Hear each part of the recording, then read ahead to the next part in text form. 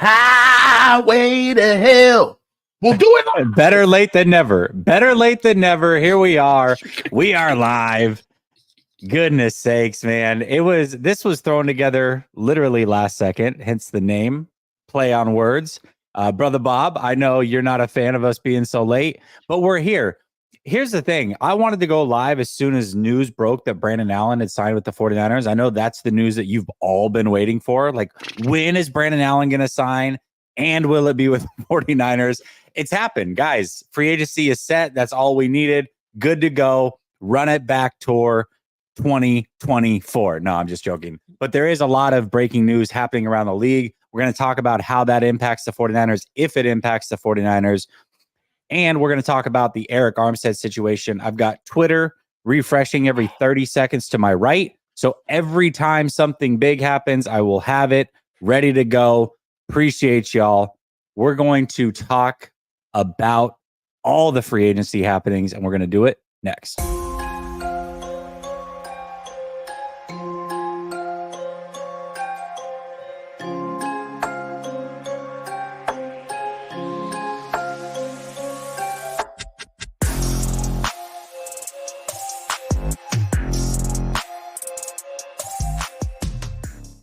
All right, welcome back to Last Second Sports. We are giving you our take down to the last second.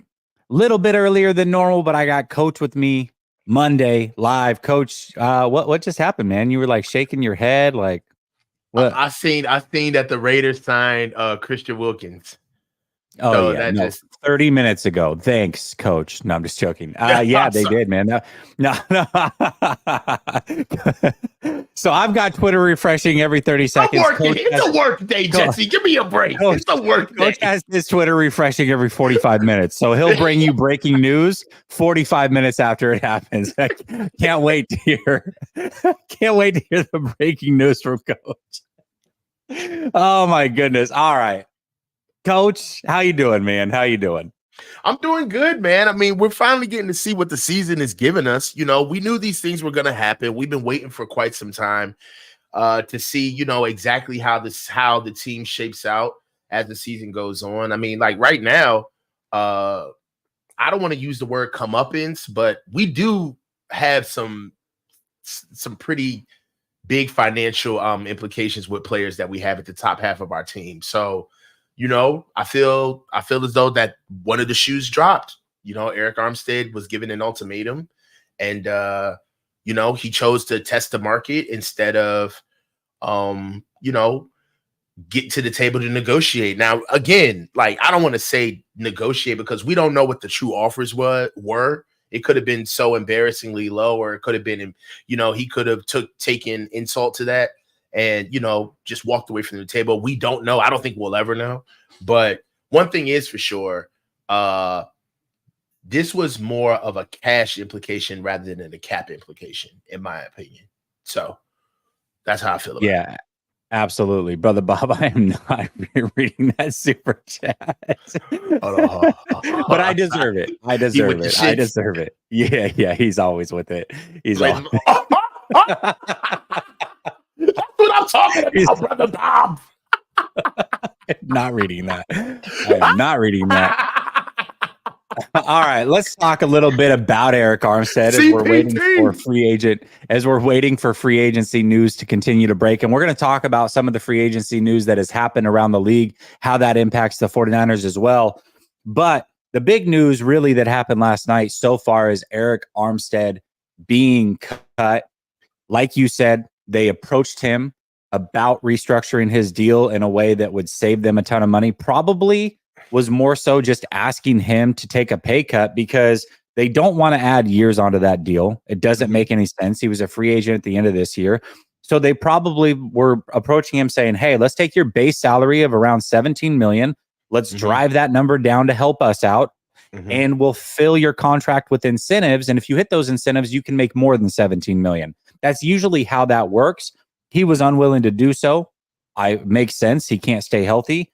And so the 49ers cut him. Sounds like the 49ers have also approached Kyle Juszczyk with this same offer. We don't know the details of that yet, but he might be next to go if he's unwilling to play ball.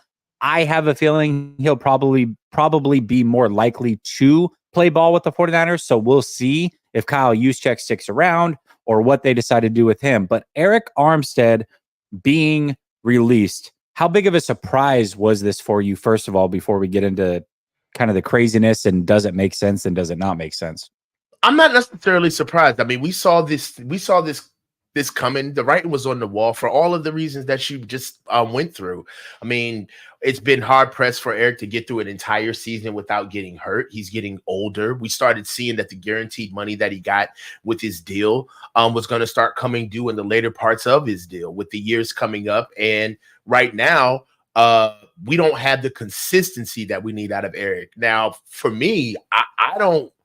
He could have stayed another year. He's going to be he's only got one more year on his deal. All right. So right now, if you want to say, for fans who are saying, well, this was an ageism situation, elements of this were ageism. Like, hey, he's too old. We got to get him out of here. We got to make some move with him. Well, that really doesn't play because he's out of here next year anyway. Right. I feel as though that the rush to actually get him the rush to get him off the team was more exacerbated because he would not take the pay cut. Because this is something that you and I were talking about today. Is I feel as though that there's a gap. All right, there's a knowledge gap with fans when it comes to the cap, and the gap is fans don't know the differentiation between cash and cap space. Right. So cash is the base salary of what literally comes out of Jed York's pocket. All right. That's the cash paid. That's the annual salary. Okay. The money that is paid from that through the bonus money that is paid through that contract is allocated as the team deems fit throughout the requisite years of the contract. Okay. And if we move off of that, we accrue the dead cap money that is still left on our books, the cap space of that deal. However, actually paying Eric Armstead is Jed's deal. He's got to actually pay Eric real money. I feel as though that this situation was more along the lines of Jed was telling Eric, you need to take a pay cut because I don't think you're worth the $17 million that I'm going to have to pay you out of my own pocket for your salary this year. And I'd like you to take a pay cut. And then on the back end, it would help the cap because on the books, you taking a pay cut is going to help our cap space. However, the reason why we're doing this is because we have no problem eating your cap hit now, your dead space now, if you do not want to take this pay cut. So this was more about Eric's literal money and the 49ers telling him, we don't care about what happens to the cap. All right. If you don't want to make the right decision and take this pay cut versus the 49ers saying, oh, well, because I see this narrative being played out like the Niners had their hands tied. Like, what else can they do? We need cap space or we're not going to have enough room to sign guys. It's not that scenario. That is not the scenario that happened. Because if that was the case, then we would keep Eric Armstead and do something later on because the actual cap space that is happening for us, the actual advantage of him leaving the team right now is only like $2 million. So really, this is all about getting his dead cap money together down the line and him taking a pay cut because they don't want to pay him literal money into his own bank account. Yeah, I think that's the important distinction. And people, a lot of people are mad at me for saying that on Twitter, but that's the reality of the situation. And not one person has been able to prove me wrong. So you can get mad at what I'm saying. You may not like the presentation of what I'm saying, but we as fans don't care about the owner's money. We don't. They're billionaires. Pay the players, do what you got to do. That I don't care about. I don't care that Jed York saved north of $17 million out of his own pocket. What I care about is the salary cap portion of this whole thing. And the salary cap, cutting Eric Armstead does not free up a ton of money for the 49ers to do much of anything. So the way that I look at it is the 49ers basically said that Eric Armstead, I mean, this is This is essentially what it comes down to. Eric Armstead is not worth roughly $3 million to the 49ers. That's it. Like, that's the bottom line of what it is, because that's all they're saving on the salary cap. Now, yes, they can push some of that money post June 1st. If they do that, it's not like they get away from this money. They'll have to pay it next year. So then you're going to look at the books and say, anywhere. Okay, right. You're going to look at the books and be pissed next year when you have $15.5 million less dollars to spend in free agency because you're paying Eric Armstead that's not on the team. So you can pay it this year and save yourself, just under $3 million by getting rid of Eric Armstead to go towards whatever free agent you want to go towards. Or you can designate this post June 1st. You're going to free up more money, but you don't get that money until June 1st. And you're going to have a bigger cap hit next year for him being on the books. No matter what, they're paying Eric Armstead roughly 26 of his 28 million that he was scheduled to make as far as what he counts towards on the cap, which tells me that Jed York wanted to save money. That's awesome. I'm glad Jed York saved money. I still am not sold. And listen, Eric Armstead is a guy that I said, do not extend. Last year when they extended him, I said I did not like that they extended him because I felt like him being a free agent going into this offseason was the right thing to do. It certainly was the case. Obviously, the 49ers now in hindsight agree with that by letting him go. But if you're in a win now situation, coach, this is what I don't understand. You cannot sell me on the fact that Eric Armstead is not worth under $3 million for the 49ers in a win now season. He may not be as great as what we wanted. He may not be living up to expectations. He may not be healthy, but even 10 games of Eric Armstead is well worth $3 million. Who are you going to get for $3 million that is going to turn this defensive line around in a way that Eric Armstead couldn't? Can anybody answer that question to me? Nobody. And that's the thing. That's the issue with me is that I could see if this was a situation where he had more years on the books, he was a potential trade candidate, possibly. I mean, not even now with the way his contract is rolled out, but I feel like how are we going to replace this? Right? There's going to be a dip somewhere, and I just don't see a player that we're going to get for the money that has requisite talent. Like if they're not willing to pay Eric 17, I mean, DJ Jones is like 14 million. He's at least 14 million a year. You know what I'm saying? So I don't know. It's like, are you willing to pay that? Like, I don't, what are we going to get that's requisite talent, number one? Two, can actually meld in with the defense. And three, he's worth the money, right? I mean, DJ Jones is that's a different $15 million a year player. You know what I'm saying? It seemed like they just balked at each other, like really, because it seems fast. But at the same time, I can't believe I'm doing this, but I'm a real one, so I got to be real.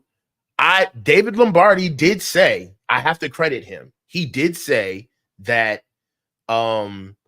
this reminded him of the Darius Slay situation, which I agree with him, where Darius Slay had been released. He had been given the opportunity to go find another situation, and he went out into the open market. Nobody bid on him. And what happened is the Eagles and Darius Slay ended coming back and getting a deal together, right? They understood like, hey, it's sometimes when you want to leave and walk out the house and go in a situation, it's cold outside. You come back and realize how things are different. And this may be a situation for Eric because, I mean, there are teams that will pay big time money for him, but I just think that it might be a little bit of a Mike McGlinchey situation. If you may get a team that may get sold and just may throw a boatload of money at him and they in run it like, oh yeah, it's the greatest thing ever. I love this deal.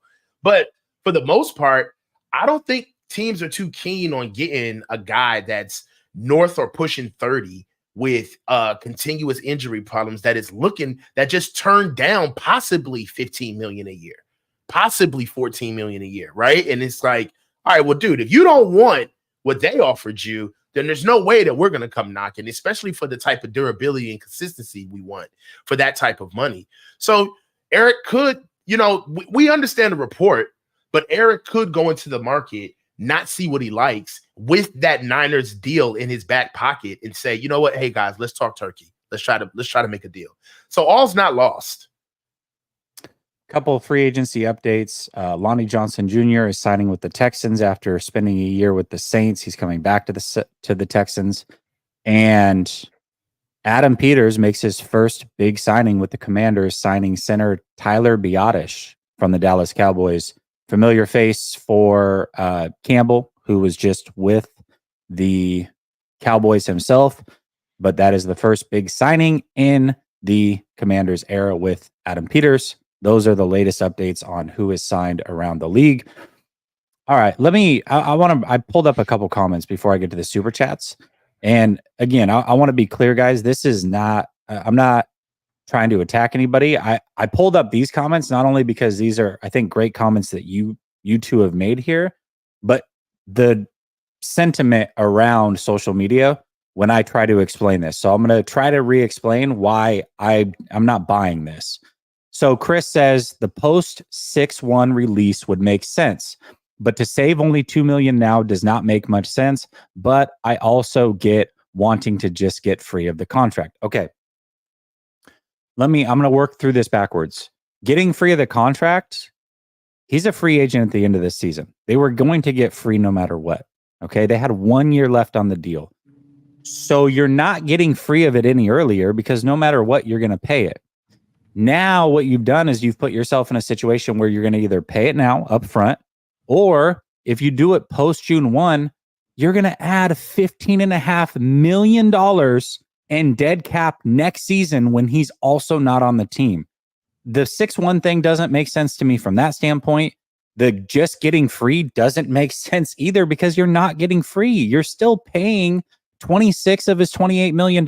This is what I'm trying to explain. So basically what the 49ers have said is he is going to hit our cap no matter what, no matter how you slice it, whether it's half this year, half next year, all this year, we are paying his money. But Jed York is saving money out of his own pocket north of $17 million, which is not being saved on the cap, by the way. But he's saving money out of his own pocket because he doesn't think Eric Armstead is worth it, which is fine, I guess, but I don't know how that helps the 49ers in a win now season in this moment. That I still don't understand. And then Pip Daddy says, dude was always hurt. He plays half the season every season. So unless he was going to take a half price, then the 49ers did the right thing, I guess. But again, I mean, even at half a season for $3 million, that's the difference. He's worth $3 million. I don't know. I don't know what else to say. Oh, the Rams just got hold on. The Rams just signed Jonah Jackson to a 3-year deal. That is a huge signing. Pro Bowl guard Jonah Jackson going from the Lions to the Rams. They already getting that O-line together. They already, yep. He's joining recently re-signed Kevin Dotson. They're putting a lot of money up front, man. That O-line is going to be stout next year. Ain't nobody playing, man. The Titans signed Lloyd Cushenberry, like the center that I wanted. Like, ain't nobody playing. People are getting better, bro. People are getting better. And this is also a situation where, we got to realize where we are on the map. We got to stand pat. We may not be heavy players early on in free agency with our cap implications and the money that's happening with us. I mean, you got to look at us, man. In order for us to be as agile as we are, we literally just came out of a Super Bowl. That's no excuse for our off-season department not to be, bright-eyed and bushy-tailed. But at the same time, with us, I feel like we got bigger fish to fry on understanding how to consolidate efforts, keep what we have, and to be able to understand, what we need in free agency versus how we're going to attack the draft. So right now, I would be interested in seeing what they want to reach out and go touch. I mean, there's been many reports. There's reports that we've talked to Danielle Hunter. There's been reports that we reached out to Christian Wilkins. But right now, I'm just waiting to see if we pull the trigger, or not even pull the trigger, but maybe these guys are getting offers for us and they're just saying thanks, but no thanks. Yeah, the Rams also just signed tight end Colby Parkinson from the Seattle Seahawks to a small deal, 3 years, $22 million, including 15.5 guaranteed. So they add a tight end and they add a guard already in free agency. The Rams, we knew were going to be spenders because they had the money. We talked about this. So curious the to see. The Jags just signed Darnell Savage from Green Yep. Bay, the safety from Green Bay. Yep. So here we go. Smack Jones says, is it a respect thing if they know that they're going to sign Wilkins? Well, Wilkins is already signed with the Raiders. That happened about 30, 40 minutes ago. Reader, which I doubt. I mean, Reader's going to be very expensive. And speaking of Lions, I watch out for them in Reader as well, or Hunter. Now, Hunter, I would love to have. You know that. I mean, he's on this thumbnail. I've been talking him up for a few weeks now. I would love to sign Hunter. I still think it's a possibility.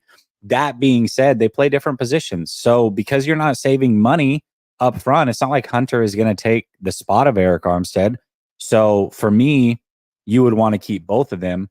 If you sign Reader, okay, yeah, that's a respect thing. And like I said, Wilkins is gone. So respect out the window, I guess. Matt says report was Grenard was too expensive, so Hunter is also. So there's a report that the 49ers were looking at Grenard and then said no because he signed for $19 million with the Vikings.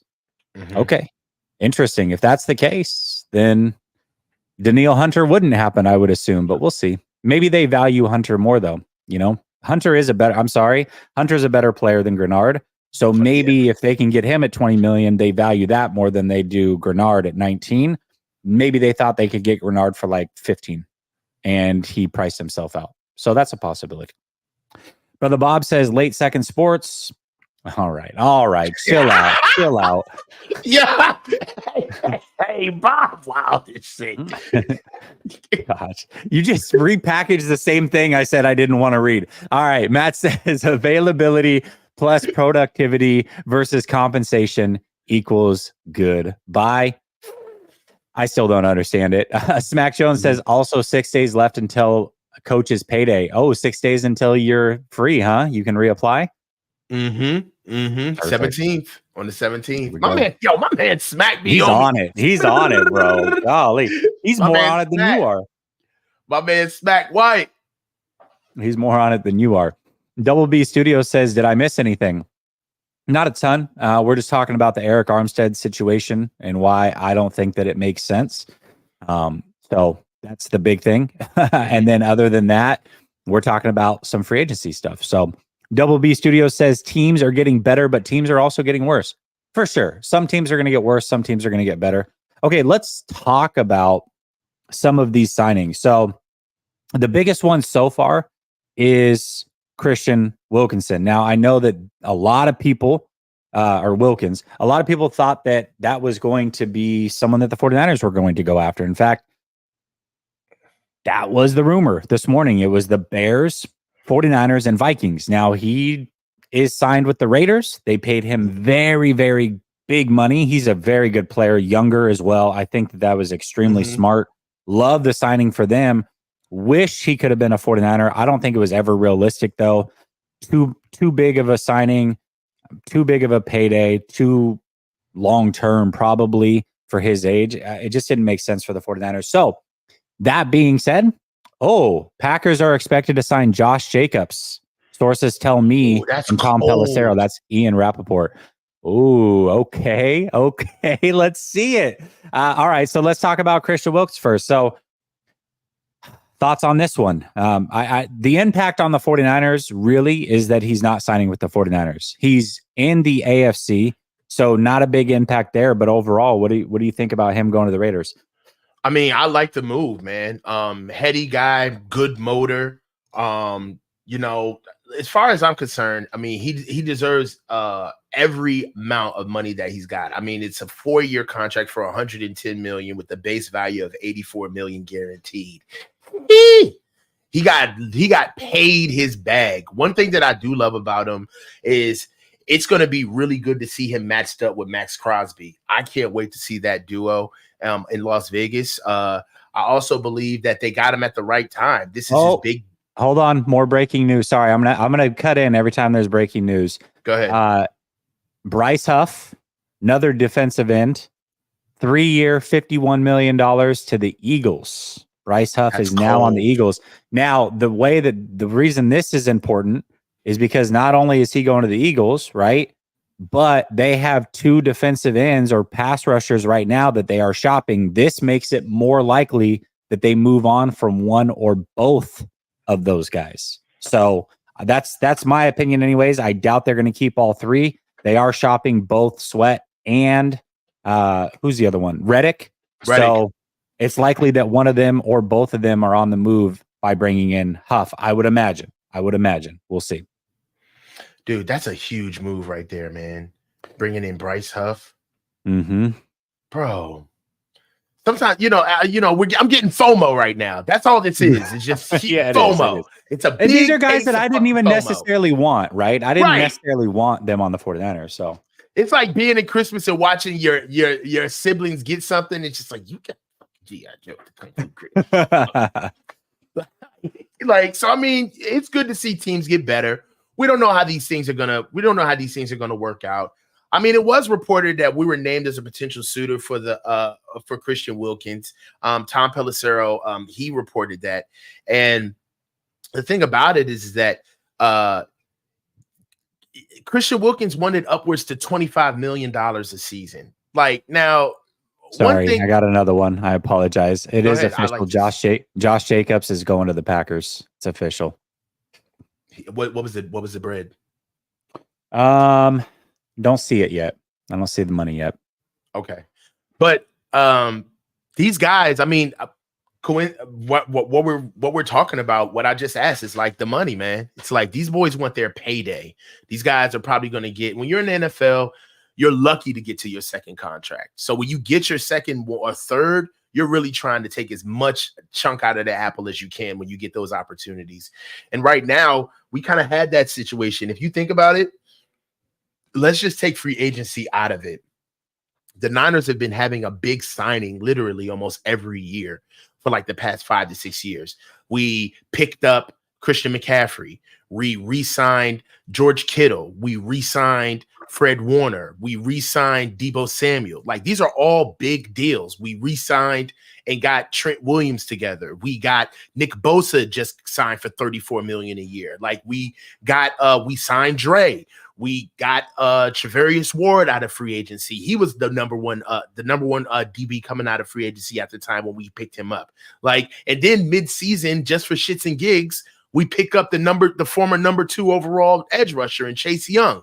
And then we go get another journeyman hired gun in Randy Gregory, who gets paid to the tune of $14 million a year. So I feel like we're a little spoiled as fans because we get way more motion than most teams as far as sexy names, guys that can come in and contribute right away. I mean, we're accustomed to having top 10 picks as defensive line depth pieces for us. You know what I mean? Like, that's what we're accustomed to. Like, oh, Cleveland Farrell, come on in. Arden Key, great. You know what I mean? Like, and we don't even bat an eye because people who basically couldn't get it done with certain players, we bring them into our enclave and actually make something of them. So this is just one of these times where this could be a foreshadowing of kind of times to come where we may have to be a little bit more frugal, and us bringing in big name free agents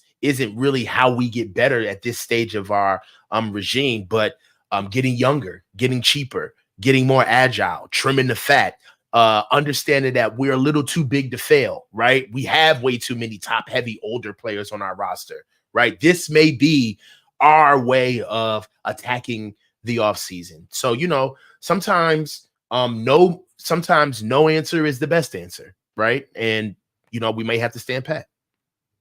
Now, I don't know how I missed this. Somebody threw it in the chat. Thank you. And I guess this happened a couple hours ago. Yahoo Sports had reported that the 49ers had restructured Fred Warner this morning. They did. Which is good. It's expected. I'll pull this up real quick. You called that, didn't you? I did. Yeah. I said it like 2 or 3 days ago that it was going to happen. It makes Mhm. sense. I mean, here, we'll do this. Let me hold on. Got to remove this. Got to remove it. We'll add this to the stage. There we go. Okay. So I said a couple days ago that they would the things in green are the things that I wanted them to do this offseason, which is cut, use check, extend Ayuk, uh, restructure Travarius Ward, and restructure Fred Warner. Now they did restructure Fred Warner. I think it saves closer to 10.3 was the official number. I know that like over the cap or spot rack, wherever I pulled this from, had it closer to 10.7, but it was 10.3 million that they saved. This is not a surprise. They need this to sign not only their rookie class, which is going to cost roughly 11 million, but also to ensure that they are under the cap. So this one makes a lot of sense. I expect Charvarius Ward to be soon. They did approach Kyle Juszczyk about reworking his deal, so it looks like they're eye to eye with me. The only thing that I didn't see coming so far that has happened is the Eric Armstead thing. And again, it doesn't make a lot of sense. So, but that being said, Fred Warner did make a lot of sense to rework that deal. I'm happy that they did that, and it does free up some decent money for the 49ers so that they can get under the cap and be players as free agency starts. So, yeah, that's where we're at. But you're right. I mean, you talked about being a little bit more frugal. That's exactly where the 49ers are kind of at. They've got to be very cautious about how they sign these guys over the next couple of years. And that's what happens when you have players that are aging a little bit and players that are expensive. Now, one thing that we talked about, I think it was about a week ago, Coach, was we didn't know how this regime would run things because what we had seen thus far, other than Buckner, where they had to make a decision, a lot of these players were young. They were coming into their primes and they were asking to be paid, and the 49ers obliged. I think the assumption was that the 49ers may not be shrewd business-wise because all they had done to this point was really sign a bunch of players. Right. They've spent a bunch, but now these players are aging. They're getting over their primes and they're expensive. One thing we can say is whether we agree with the Armstead thing or not, it is showing that they are going to be more shrewd as these decisions have to be made. I don't necessarily hate that. You know, I like that they approached Armstead about taking a pay cut. I like that they approached Juszczyk about taking a pay cut. So for me, I mean, this is kind of a peek behind the curtain of what we can expect from Kyle Shanahan and John Lynch going forward. Yes and no. I feel like it's I feel like it's transient. Like it ebbs and it flows. And I just feel like we have seen this team put the pedal to the metal when they felt as though that winning was at stake, right? We have seen the midseason trades. We have seen the Javon Hargraves and the Mooney Wards and these guys trying to keep the window open and try to keep a standard level of play. One thing that I feel like their understanding is how do they keep this going for the second haul, right? We're going on year 8 now, right? So we've been around for a while. And at this stage of your regime, you have to start doing some self-assessment on, all right, how are we going to come down from some of these contracts, right?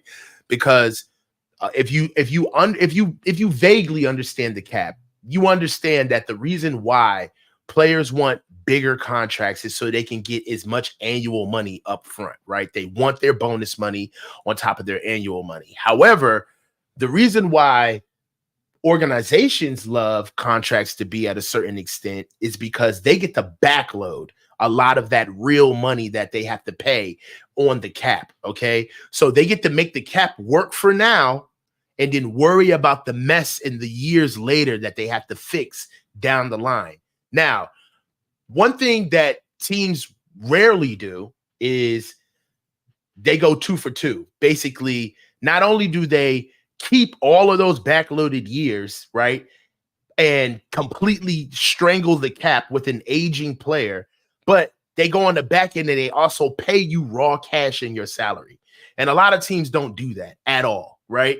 And I feel as though that now that we're kind of coming up near the end of our regime, right? You know, Eric Armstead wasn't drafted into this Eric Armstead wasn't drafted into this regime, but he has been here for quite some time. Now we're getting a glimpse of seeing end of life, right? Terminating the system, like seeing how you decommission a player from the organization, right? How are you going to do it? Are the Niners the type of organization where they're going to play a contract out to the end of its days, sign the guy off the right way? Or are they going to take what they need from the player in his prime, understand that he's good enough to keep the window open for them to keep winning, but as soon as, the shit gets bigger than the cat, you got to get rid of the cat. You know what I mean? So it's like, look, you're not worth the raw money that I have to pay you out of my pocket, and I'll sacrifice the cap just so I don't have to pay you myself. And I being Jed in this scenario. Absolutely. Let me read a couple of these super chats. Then I'm going to go through all the free agent signings so far, and I'll just have you stop me when you think, oh, let's talk about that one. All right. Okay. Brother Bob says 317. I got a $20 bill on it. Coach, don't be late though. He be talking to me like I'm a hoe. Like, don't be late though. Bitch better have my money. You giving me money. By the way, he has to apply again. It's not just going to happen overnight. Happen on the 17th. I have to apply. So funny. Keenan says, hope you guys' day is blessed. Much love. Keenan, you're so nice, man. Thank you. I appreciate you. Thanks, Keenan. Very, very nice of you. I hope your day is blessed as well. Double B Studio says, who can replace Armstead, you think? Well, we do know that's one thing we can talk about. They are trying to work on a deal with Kinlaw to bring him back. Still, that's not replacing Armstead. I don't know. I mean, DJ Jones does make a lot of sense if he becomes available. Well, I floated Leonard Williams. Did Leonard Williams get signed yet? Because I know that he's but he's going to be expensive, man. Golly, I don't know. That's why it doesn't make sense. But you see how we're running into it, Jess? Like, it doesn't make sense to even approach him with that, because in order to even find requisite talent, you're gonna have to pay that. He's not overpaid. He's paid adequately for that position. $17 million a year for a good inside guy is gonna. That's not breaking the bank, right? So I feel like they have to know that this is gonna be like a downsized situation. Like, we're not gonna be able to have talent behind him for cheaper. That's literally what we're asking right now, is to find talent that's as good as him, as Eric, that is, but for cheaper money. We're not going to get a rookie in there that's going to supplant that right away, unless they're going rookie D tackle. I guess we were getting in the first round. We better get it in. We better get a tackle, right? Because right now we only got 2 signed tackles on the team right now. There's only 2 of them. So, well, I don't. And then on top of it, we can't stop the run, interior wise, right?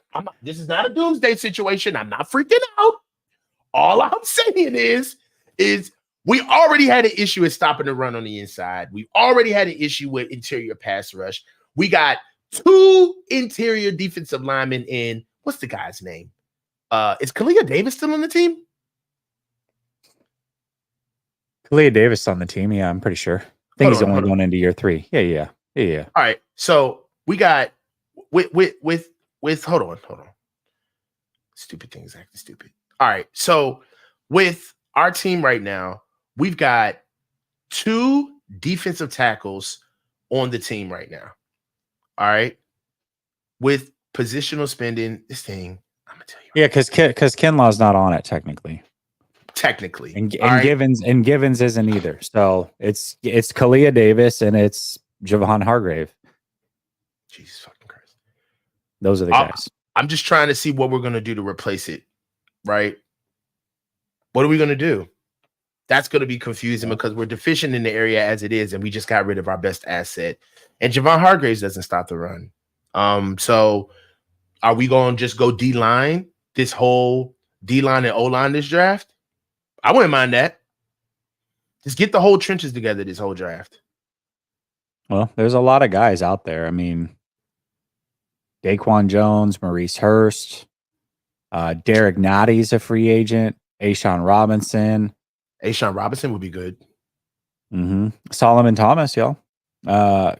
Sorry, I had to. He's there. I don't know. I'm just Jonathan Hankins, Al Woods, Kyle Pecco, Jordan Elliott, Mike Purcell. Listen, I'm going to say Purcell showed up big time in the Super Bowl for the Chiefs, coming in basically out of nowhere. He's a big boy, man. He wouldn't be a bad fat daddy to plug in the middle there for the 49ers. He's gigantic. I love it. I mean, I love its size, and really, and he'd be cheap. He wouldn't be expensive.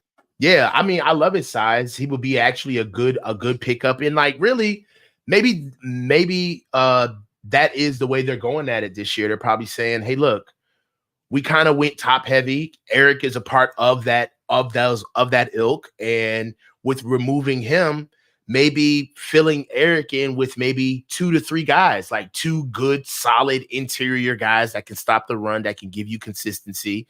Maybe that's something that we do, but don't look now. But the strongest unit of our team right now is under siege. They don't hide it. They say our pass rush and our defensive line, that's where we spend the most money. That's where we put the most emphasis on our team. That's how we're built. Everybody talks about it. Why do we draft D linemen in the first round? And what's the first thing we've been hearing for 8 fucking years? Because that's what Kyle prioritizes. This is what they love. This is how they start their team. They start their defense. Well, you just let go of a guy, okay? You bled your depth last year. You had to patch it up through the middle of the season. And you whiffed on a free agent guy that we all know is a glorified pass rusher. He's just overweight. So what are we going to do with D-line? The only thing that's solidified a D-line right now is Nick Bosa's $34 million a year. Outside of that, the left side of this defensive line is way more of a priority at this moment than the right side of the offensive line, is it not? They don't have anybody over there. Yeah. They don't have anybody. It's starting to shape out that way. And but that's why I said don't look now, because it's kind of like, have we been paying attention to this all year? Now with Eric gone, it really looks kind of crazy now. It's like, wow, like what are we going to do over there? Commanders signing another former Cowboy, Dorrance Armstrong, 3-year, $45 million. Dang, Dan Quinn is just pulling all the Cowboys over there. He knows who's going over there. Yeah. Yeah. You know what I'm saying? Yeah. Listen, I get it, Tim. I get it. Go back to the beginning of the show, though. I feel like you missed it. I laid out my case why it still doesn't make a lot of sense. I understand all these things about Armstead, which is why, really, I made a big deal last year when they extended him. That was the big mistake. That was like the big sin, was when they reworked that deal, because he should have been a free agent, free and clear this year. And then that whole approaching him to rework his deal, they could have just went to him and said, listen, man, we don't want you to hit free agency. We'd love to bring you back, but we need to do it on an incentive-laden deal. You're a free agent. Are you willing to do that? And if not, go ahead and hit the open market and see what's available to you, and then come back to us and we'll see if we can work out a deal. That's really how this should have worked. But because he isn't worth it, and he is injured, he is older, and he's not getting better, they approached him to cut his salary down because he wasn't a free agent the way that he should have been. And here they are, basically paying him his full money anyways, just to not be on the team. It's like, oh, we owe you $28 million. How about we give you 26 and you just leave? Okay, I guess. To me, that still doesn't make sense. But I hear you. You're right. You're right about that. It just doesn't make sense, man. It doesn't make sense. And I understand the cap implications of saying, like, all right, man, we'll release him post June 1. We at least get to soften the blow of the dead cap hit. Like that's just about all that makes this advantageous, like when they choose to cut him. But as far as the money lost, the money's gone. The money is gone. The only thing that truly gets saved right now is Jed not having to pay Eric $17 million. Like that's really, like, right now, if there was one priority where you would clink your glasses together, it would be Jed saying, all right, well, all the rest of that shit is cool, but at least I ain't got to pay his ass $17 million. Like, that's somebody else's issue. I'm not paying him out of my pocket. So that's what people mean. I'm sorry, Jesse, but that's what fine. I feel like. I feel like media members like to play with words, right? So whenever you hear a report where somebody is saying to you, oh, well, that's a cash deal. You see what I'm saying? That's a cash deal. Like, this is cash. Think about literal cash. Think about the money that's coming out of the owner's pocket, his signing the check. But outside of the deals made, the cap is just the repository of how the money is compartmentalized to stay balanced throughout the year. That's all the cap does, right? So this didn't help the cap at all. This just Kirk Cousins has agreed to a deal with the Falcons. how much was it? We don't know money? yet. We don't know. I had no idea. No idea. It better be. If he goes, that hurts the league. If he didn't take enough, you can't take one guaranteed contract. It has to be guaranteed for the rest of your career if you do it. So it probably will be. I bet you it's like a 2-year fully guaranteed. That's a Kirk Cousins, but it'll be like $60 million, right? So like, 4-year deal. Okay, let me see. 4-year. Hold on. Let me refresh it. Let me see. 4-year deal with the Falcons, leaving the Vikings. Okay, but we don't know the money. We don't know the money. Don't know the money. 4 years. I mean, I like that for Raheem. I got Raheem and Kirk go all the way back to when Kirk was drafted with the Redskins in 2012. So they know each other. They've been around each other for quite some time. So and they're gonna run the same offense. It's gonna be part in hand. They're just gonna be Niners South. Guys, this is the most disappointing thing because we talk about how these moves impact the 49ers. Well, the Vikings said that they're looking to replace Kirk Cousins with possibly Sam Darnold. That means Sam Darnold could be leaving the 49ers, guys. That is depressing news. I got to tell you. I mean, Jesus. I mean, it's a Monday, Jesse. We got a long week ahead of us. I can't. How much more can you take? Sam Darnold. God, I almost didn't make it through that with a straight face. Jesus, man. Sam is gone. All right, Chris says it's over for him.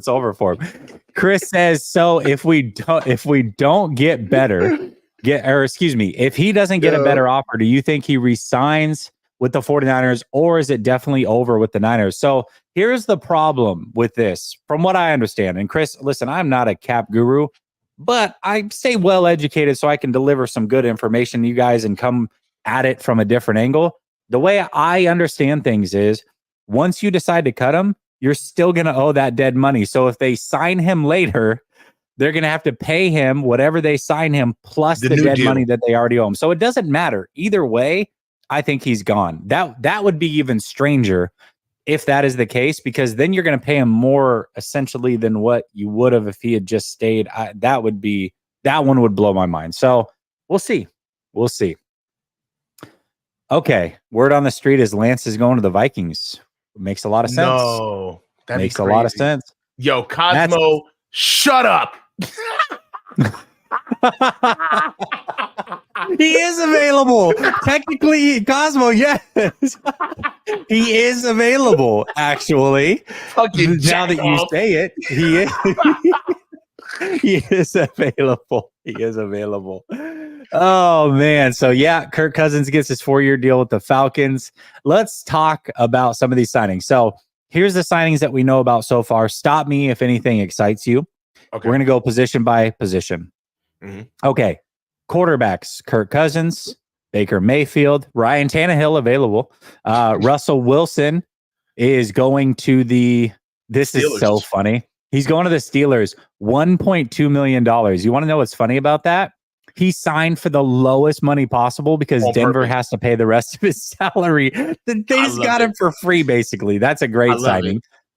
Mitch Trubisky going back to the Bills to back up Josh Allen. Okay. Josh Jacobs, we're in the running backs now. So stop me if anything excites you.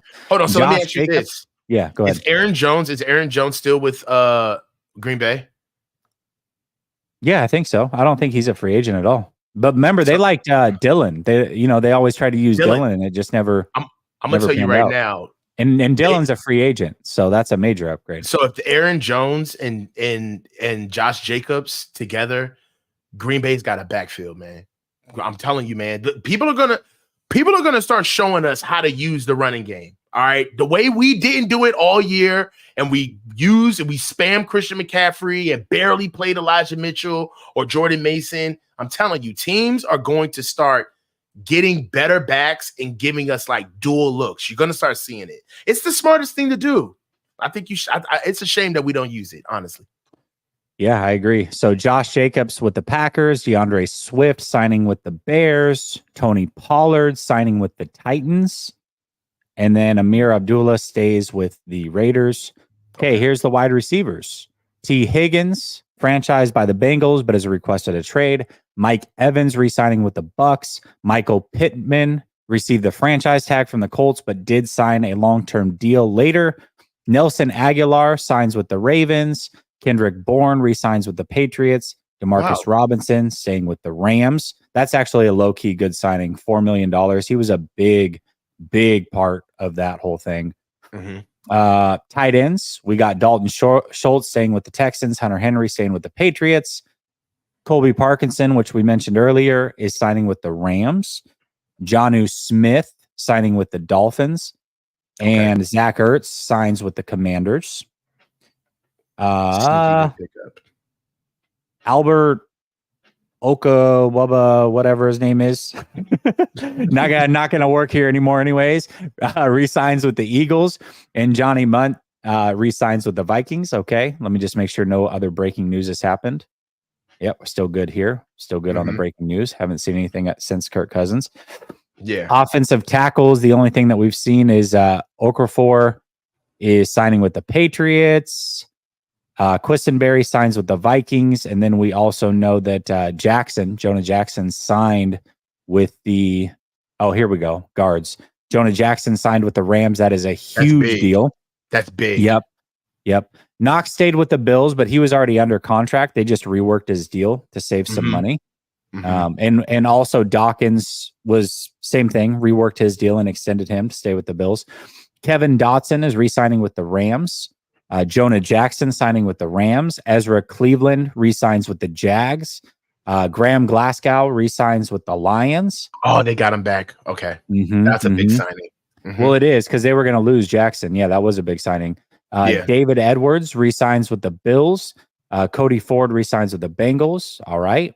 Yeah. Sinners.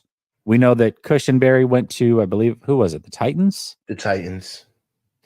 What did he sign for? I'm going to need to find that. I'll find that out. Go ahead. Yeah. I'm not sure. Andre James re-signs with the Raiders. Tyler Biotish signs with the Commanders, and Mitch Morse signed with the Jags. Both big pickups. Yeah, that was huge. That was actually really big for the Commanders. One of their first signings. Let's see. Hold on. Let me make sure I haven't missed any more news. We good? Okay. I think we're good over here. Let me refresh it one more time just to make sure. Yep, we're still on the Kirk Cousins thing. That's the last big signing. Josh Allen, defensive end, franchise tagged by the Jags. Brian Burns, we know, franchise tagged by the Panthers. Actually, Cosmo, you're in here. Perfect. And I didn't check your comment, but you had said, I was talking about getting Danielle Hunter, and you said that you would rather have Brian Burns, which I agree on the surface, yes. The problem with that is Danielle Hunter is going to cost way less than Brian Burns, and you're not going to have to give up a draft pick. So for me, I love Brian Burns. If they were just on the open market and you could sign one of them, of course, Brian Burns, no brainer. However, Danielle Hunter is going to be cheaper, and you don't have to give up any compensation. So do you still think that we should go after Brian Burns over? I don't know. I think that I think Danielle Hunter is the better pick. That's just me personally. Bryce Huff signed with the Eagles. Jonathan Grenard signs with the Vikings. Brandon Graham resigns with the Eagles. Dorrance Armstrong signs with the Commanders. And LJ Collier resigns with the Cardinals. Interior defensive line, Chris Jones re-signed with the Chiefs. Matabike stays with the Ravens. Christian Wilkins, that is the biggest signing of today, goes with the Raiders. Fletcher Cox retired. Linebackers, we have Jalen Reeves-Maben re-signed with the Lions. Drew Tranquill re-signed with the Chiefs. Corners, we know that L'Jarius Sneed is on the trade block, franchise tagged. Isaiah Oliver signed a 1-year deal with the Jets, and Jalen Johnson signed with the Bears, re-signed with them. Emmanuel Mosley they re-signed Jalen. Yeah. They got him to I think it was a 4-year deal, a big deal. Emmanuel Mosley re-signed with the Lions. Troy Hill re-signs with the Panthers. Desmond King re-signs with the Texans. Lonnie Johnson signed with the Texans. And safeties, with not a lot of going on there. Kevin Byard signed with the 2-year deal with the Bears. That's cool. Darnell Savage signs with the Jaguars. Antoine Winfield was franchise tagged. Kyle Duggar was transition tagged. Let's see. Taylor Rapp is staying with the Bills. Daniel Thomas re-signs with the Jags. Brandon Jones signs with the Broncos. PJ Locke re-signs with the Broncos. And now we're on to kickers, which, I mean, honestly. Come on. What are we doing? Who cares? What about long snappers? You guys care about the Get into the long snappers. How's Tabor doing? How's Tabor? Did they rework Tabor's deal? Got to know if they freed it up. Chris Jones's contract was $95 million, I think. Piff Daddy asked, what was Chris Jones' contract? Yeah. It was basically over 3 years. So it's basically $31 million a year, just under $32 million a year, I think. Yeah. So big deal. Stupid money. Very stupid money. Yep. Stupid money. All right. So available players. Lots of them. JC Jackson is available. Mm-hmm. Jamal Adams is available. Leonard Williams is available. Carl Lawson is available. That's a sneaky good edge. Did I not say Huff to the Eagles? We talked about it when the news broke. I may not have said it on my list there. Yes, Huff signed with the Eagles. Mm-hmm. Right now, Yannick Ngakoue is available. Yeah, he keeps getting these 1-year deals. I'm surprised that a lot of us talked about how he should sign last year, right? And now it's like, okay. Why not? Why not bring him in? All right. So Sheldon Rankins is available, the defensive tackle out of Houston. That might be somebody. Because we're talking about depth piece. Not everything doesn't have to be the biggest signing in the world. Right. And that's why I'm doing this. I'm under the school of thought that we're not going to just get a splash player. I'd love to have Leonard Williams, right? But in my opinion, that's a splash player.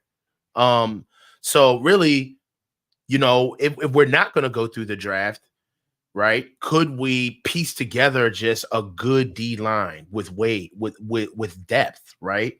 Daquan Jones, like we talked about, he's available. Sheldon Rankins is available. Brian Money is available. So I mean, there's some interior guys like Tim Settle is another guy that's available. Young guy, big kid. He has his flaws, but he's a good run defender. He's also somebody that I would kick the tires on. Also bringing Javon back inside is a big deal. Right now, this is kind of like, I don't know. This is just the life we're living right now. Like a week ago, I felt like we needed to replenish our depth, but now I'm looking at how we're even going to get through the season. You're right. We need to get the interior of our defensive line together, bro. So I do feel as though that if they're going to do it through the draft, they're going to go like by committee. Because we don't have the money, man.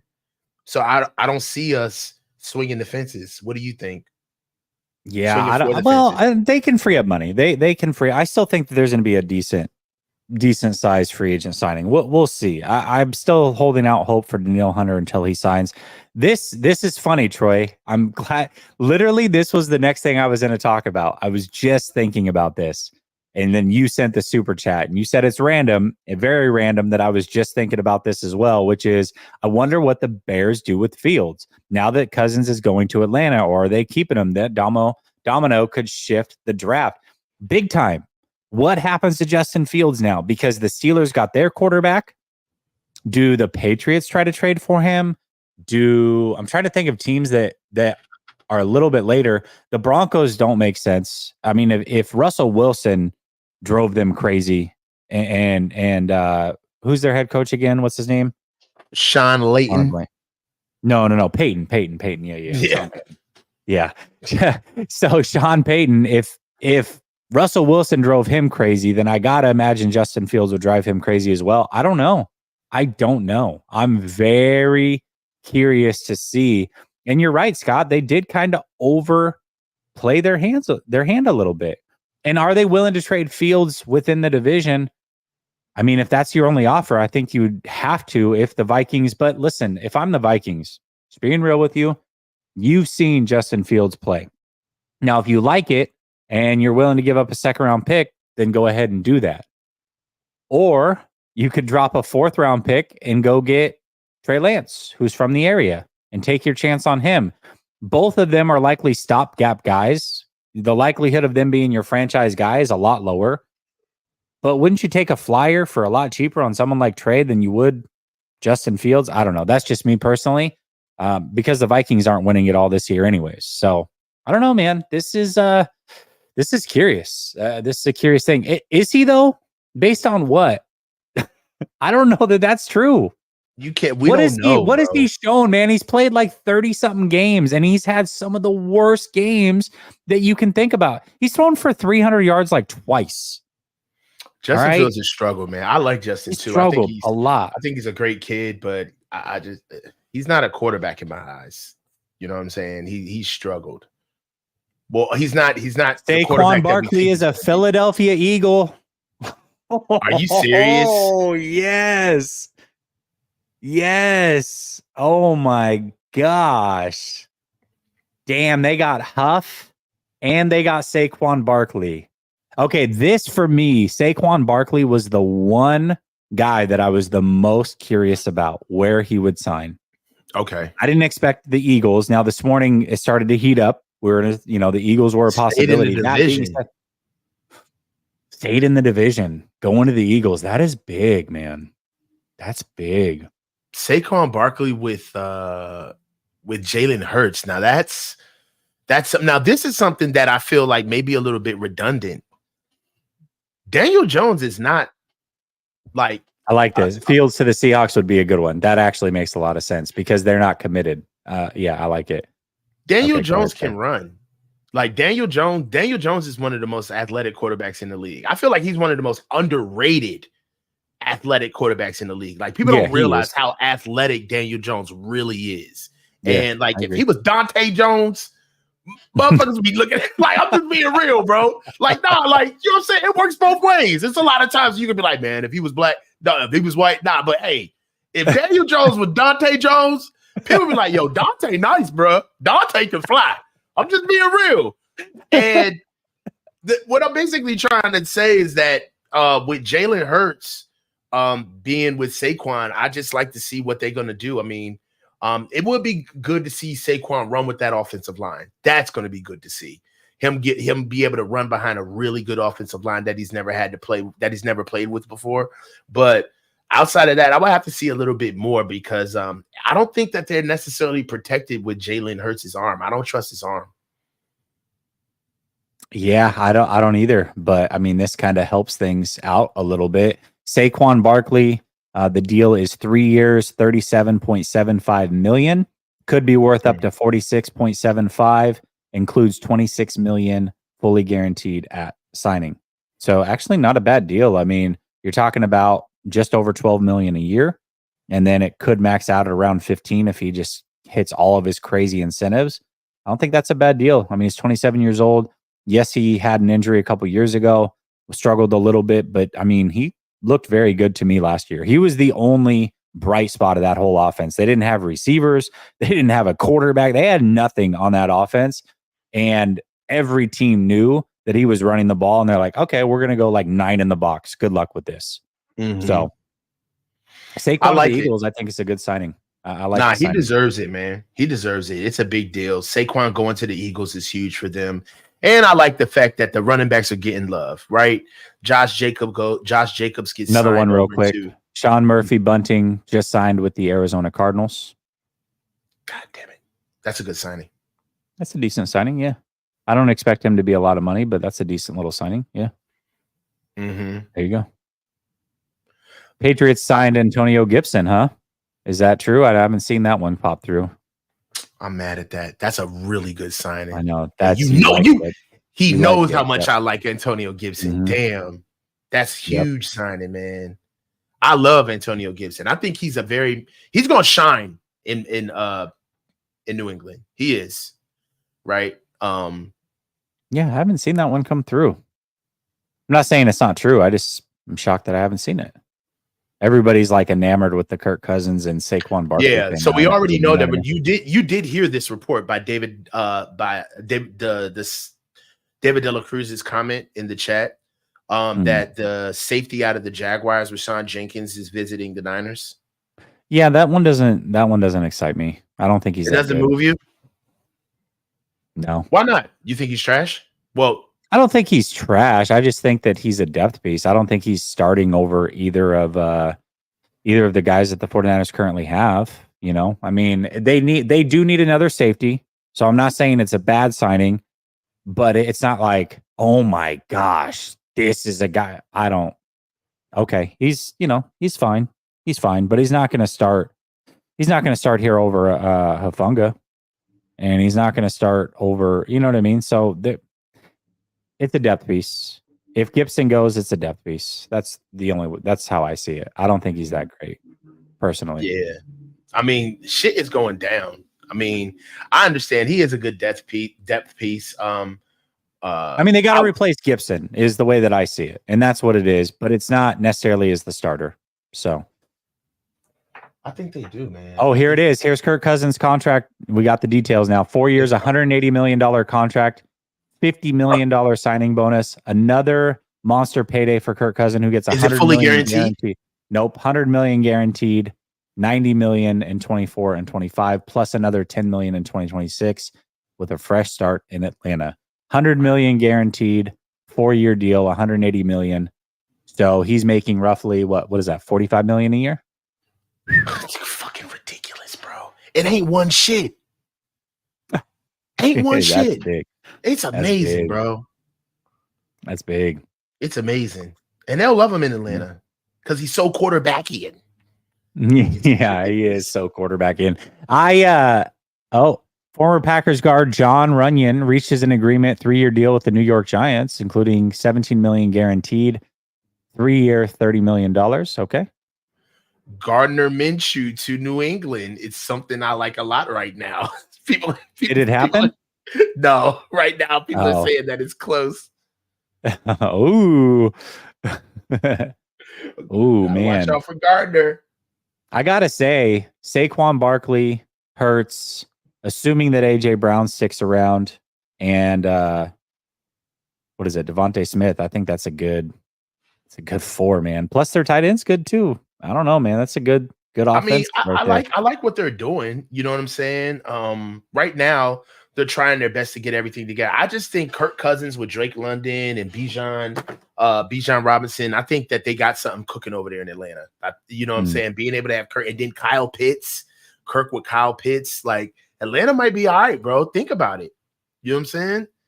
They may be okay. Yeah, I think we answered this one earlier, did we not? Maybe I just didn't get rid of it. Yeah, you already answered that. Yeah. If not that exact one, it was one earlier. We threw out a bunch of guys, and you asked that a little bit ago, Double B Studio. I think we answered that one. Yeah, so John Runyon signing with the Giants. That's a good little signing for them. Hold on. Somebody put DJ Jones. No. To replace. That's I think that's in reference to this comment, which I agree with. DJ Jones would be, if they can get him for super cheap, I'm fine with that. I'm not a fan of bringing back a bunch of ex-49ers, but I'd bring back one, you know. Why are you let's talk about that now. Why would because we ain't gonna do shit but get off the show and talk about it on the phone. So yeah, that's true. Why are you so opposed to picking up like multiple guys? Like I wouldn't mind picking up Azeez Al-Shaair or DJ Jones. Why are you saying like I only want one person? Why do you keep saying that? Because I don't want to spend money on guys that were already here that didn't win. They didn't win with these guys. So why are you going to go with the run it back? Oh, okay, let's run it back again. Let's bring back a bunch of guys that used to be here. We didn't win with the guys got now. I understand, and we didn't win with the guys that are there. We So still go get haven't something won. different. What are you talking Go about? get something different. The whole point is to change it up, right? Go get something different. Go get something different. All right. I think it's bullshit. You should be Go able get to something like. different. It wasn't like they left because they weren't good.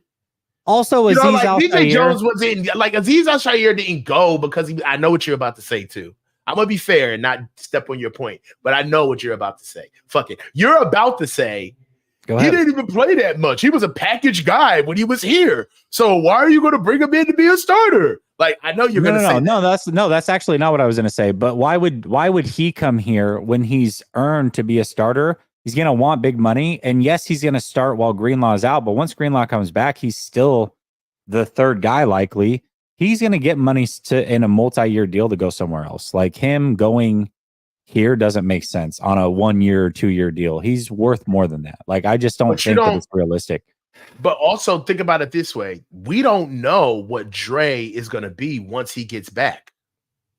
Who's to say that Dre Greenlaw is still performing at the same level as we need him to be when he gets back? An Achilles injury is serious. You see what I'm saying? So it's not like, oh, he's automatically the third guy just because Dre comes back. I mean, who's to say? Like, you know, I mean, what if Fred takes a step back and then the two guys that we have is Aziz and Dre? Like, you never know. Oh, Andrew Van Ginkel just signed with the Vikings. That's actually a low-key very good signing. Sorry. Don't cut me off with a name like Van Ginkel. No, he's good. He's actually good. That's a good signing. That's a good signing. I'm just saying that's not a cool enough name to get cut off by Van Ginkel. Sorry, shut up. He's a good. Shut up. Van Ginkel's a good player. Okay, I got you. Player. He's a good player. Okay. Let me make the case for why they should sign somebody like Levante David over Aziz Al Shaair. Levante David, also a good player, older, but you can get him on a 1 year deal, probably $3 to $4 million less than what you would sign Aziz for, and it allows you to assess your situation. So let's say Greenlaw is not what you thought he was. Then you're going to have to replace Greenlaw long term. But if Greenlaw does come back and play at the level that he was before, you didn't lock yourself into a 3 year deal with Aziz Al Shaair, and then you're trying to make tough decisions. You've got the 1 year deal. You got your stopgap guy for a year. Make a decision after that versus Aziz Al Shaair signing a 3 year deal. Then you're having to make a decision between the three of them. Fred Warner is not going anywhere. By the way, just restructured him. So you know he's not going anywhere. Dre Greenlaw and Aziz Al Shaair, if you're choosing between those two, you're going to lose one. So for me, I don't know. I personally don't think that Aziz makes a lot of sense for the 49ers. That's just me. Okay. All right. So with the let's just stay where we are. There's reports that Levante David is possibly somebody that we could sign. Is that somebody who you would like to bring in here for like maybe a 1 or 2 year deal? Yeah, 1 year, $5 million. 1 year, and this is exactly it. 1 year, $5 million. He just played for $4.5 million. Let's do 1 year, 5, maybe 1 year, 5.5. You got to remember, $4.5 million in Florida is different than $4.5 million in California. You're going to get taxed like crazy. So $5.5 million kind of evens things out. That's the one that you go get, in my opinion. That makes more sense. I've been trying to make this point for months. Please bring up Scott Lacrosse Jr.'s point. The Achilles that Greenlaw tore was not the one that he had initially had issues with. You see what I'm saying? Is it not? Like, I didn't know that. No, it's not. And I'm just saying, man, like I wish Dre the best. There's nothing more. There's nothing that I would want more than for Dre to be on the field 100%. And I'm not calling you a liar, Scott, but you got to show me where you know this from, because all I knew is he had Achilles tendonitis. I didn't know if it was ever clarified right or left. I'll find it. And then he tore his Achilles. I saw that too. Yeah, I believe you. I just want to know where's this source from, because if that's true, that is very worrisome. Actually, that's extremely worrisome. Yeah, I'll find it. I saw that too. Greenlaw, Achilles. Yeah. The Vikings, man, they went and got 2 edge rushers, man. That is that's nice for them. That's good for the Vikings.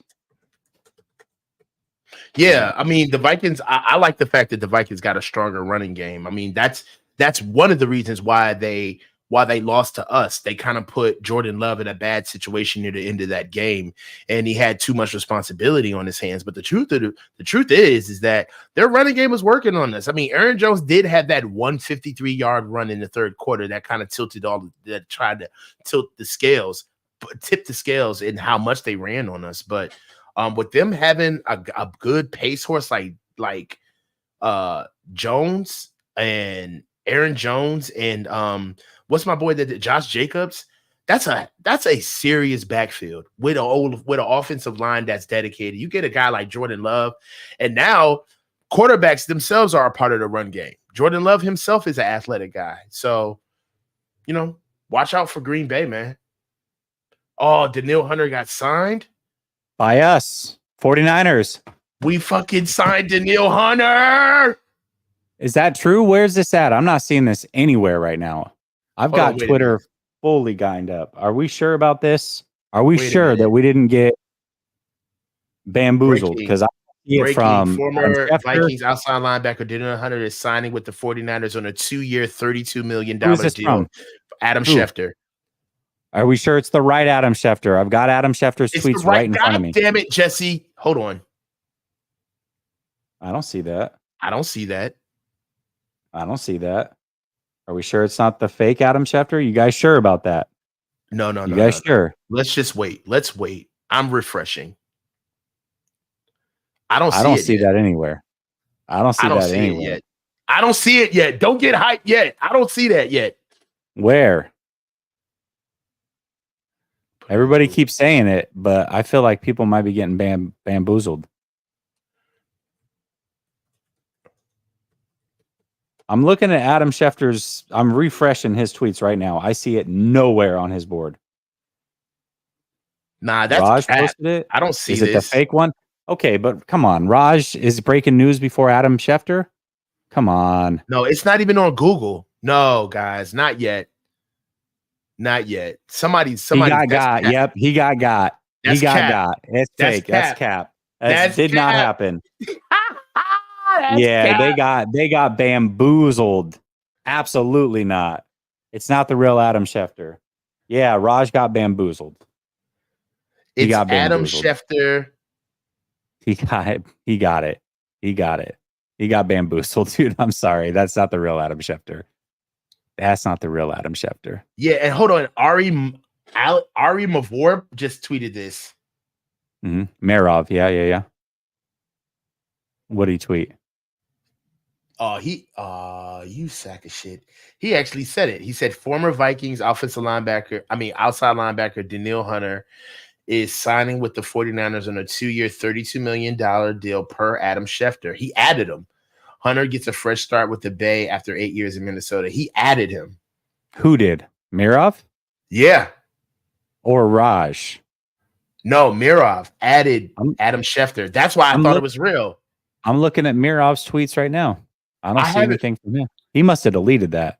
He had to delete it. I have it saved right now. He deleted it because that's not on his timeline either. Well, you know what? We're going to go ahead and get the old screenshot going. Are we sure it's not another fake Mirov? Hold on. I'm about to send it to you. Tell me if fake thing. Hold on. Shit is like Inception. What's his at?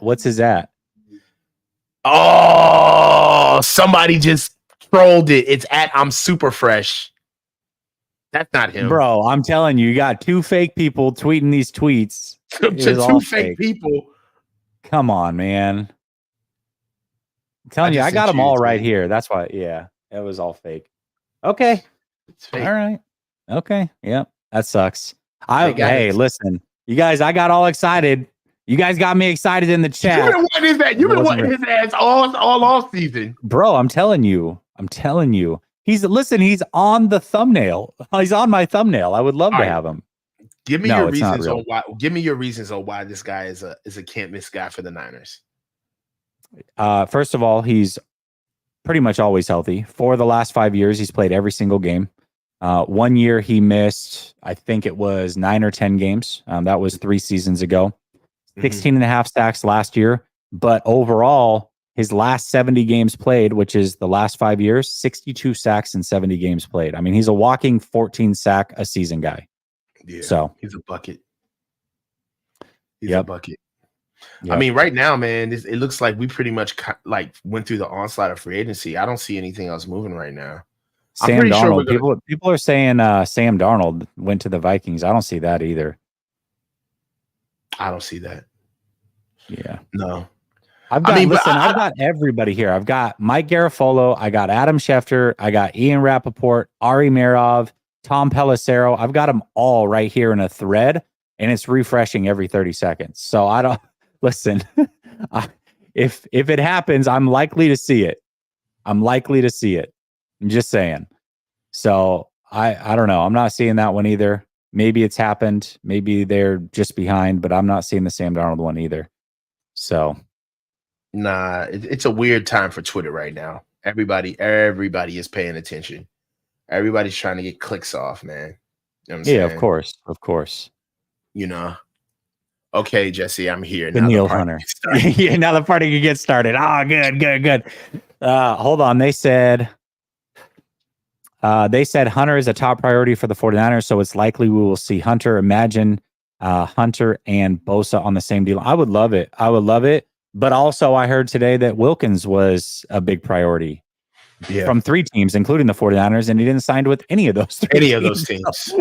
Yeah. I don't know for sure. I would love for Hunter to be the guy. And the thing about Hunter is the last 3 years he's been rumored to be a 49er. Like trade deadline, 49er. Then he signed a 1-year deal, I believe, with the Vikings. During that offseason, rumored to possibly be a 49er. It's like one of those things that has been floating out there for 3 years across multiple spans, whether it's trade deadlines or free agency. It makes sense. So, yeah, Hunter's going to be 30. That's why I say like a 3-year deal. But Khalil Mack just got, 17 and a half sacks or whatever he got at 33 years old. You know what I mean? I don't think they're on the same level, though. You think they're on the same level? Well, here's what I will say. Let me ask you this. What do you think is more repeatable? Hunter, who has gone over 10 sacks for the last 5 seasons at 30 years old, repeating 10 plus sacks, or Khalil Mack at 33 years old, repeating 10 plus sacks when he's only done it once in the last 5 seasons. Give me Hunter. You got to go with the consistency. I love the way you put things, Jesse. You know, very, very concise. Very concise for you there. Very concise there. Sheets Jr. here. Sheets Jr. here. Sheets Jr. here. Me and Prentice was the best with the sheets, you know. I don't have the monocle. We can't do it yet. Sheets Jr. Yeah. You know what I'm saying? Sheets is my game. Sheets is the name. Putting down stats is my game. Okay. Well, unless something big breaks here in the next few minutes, let's talk about kind of as we head out here. Again, we're going to stick around. If something breaks, we're going to talk about it. But who do you want the 49ers to sign? Guys that are out there now. Wilkins gone. Van Ginkel's gone. I know you were excited about that. No, I'm just kidding. Huff signed. Well, we're starting to get a little bit of a free agent market, right? Because we know that Huff signed. His deal, I think, was closer to $15 million a year, but possibly upwards of $20 million, depending on how he plays. We know that Grenard signed as well with the Vikings. I think his is around $19 million a year. So we're starting to get what these contracts could look like. This would make a lot of sense. I think that would be a huge signing. We'll see. No, it's fake. Got bamboozled 20 minutes ago. Don't get bamboozled again. So yeah, who do you want to see them sign? There's a bunch of guys out there. There's guys they could trade for as well. Khalil Mack, we talked about that. You could trade for a Joey Bosa. You could sign a Danielle Hunter potentially. What do you want to see the 49ers do? Cornerbacks they could trade for. Newsome would be a good one. So I don't know. What do you think? I mean, right now, I wouldn't be mad at. I mean, if I had to get one guy, you can get linemen. You can find good young linemen, and quite frankly, you know, this is our time to lean on Coach Kasarik. He's one of the highest paid assistant coaches in the NFL. Excuse me. With that said, I really do believe that if we're not going to bring back Aziz, because of the fact that we would need he is young and we would have to sign him to a long-term deal, and for all of the bottleneck of Dre coming back and eventually kicking the can. I understand that side of it, but we do need to get a linebacker. All right, like I feel like Fred is a really good player. But I also believe that Fred diminishes when he does not have another requisite talent next to him. Like if Fred does not have another linebacker that's, for better or for worse, kind of taking over the physical side of the game, then he himself becomes a little bit of a vulnerability. So I really believe that, and it wouldn't really break the bank. Like we just talked about, Levante David getting in here for 1 year for $5 million, just so we can just wait until Dre gets back and just kind of reset to see where we stand there. I feel like that would be that would help us out with two younger linebackers in D Winters and Brandon Graham that were there. Oh, hell no. That were there. No, he just got injured again last year. No. Yeah, that would be there where we can actually elevate those guys and possibly kind of maybe one of our young guys that we drafted last year be ready to play next year, right? So I do feel like we need a stopgap right there.